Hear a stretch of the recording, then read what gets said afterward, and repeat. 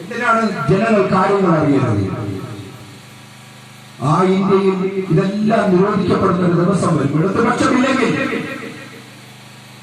ഒരു ഇടതുപക്ഷക്കാരൻ പാർലമെന്റിൽ എണീറ്റ് നിൽക്കുമ്പോ പലരും വിറയ്ക്കും. 10 ഇടതുപക്ഷക്കാരൻ ഒരു പാർലമെന്റിൽ ഉണ്ടെങ്കിൽ ഇന്ത്യയിലെ എല്ലാ സംസ്ഥാനങ്ങളുടെയും ഏകദേശ പ്രശ്നങ്ങൾ പരിഹരിക്കപ്പെടും. അതിന് നമ്മൾ പക്കവാക്കാണ്.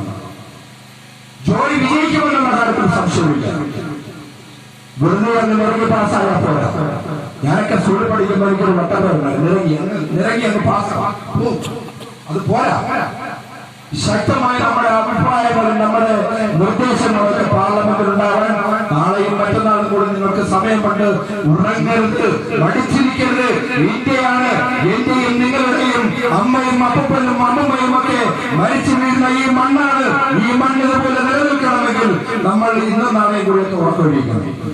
പ്രിയപ്പെട്ട സഖാക്കളെ, ഇങ്ങനെ ഒരു അവസരം ഉണ്ടാക്കി തന്ന ഈ തച്ചക്കോട് നിവാസികൾ നിങ്ങൾക്ക് എന്നെ നല്ലതുപോലെ അറിയാം. എനിക്ക് നിങ്ങളെ അറിയാം. എന്റെ ഹൃദയത്തിന്റെ ഭാഷയിൽ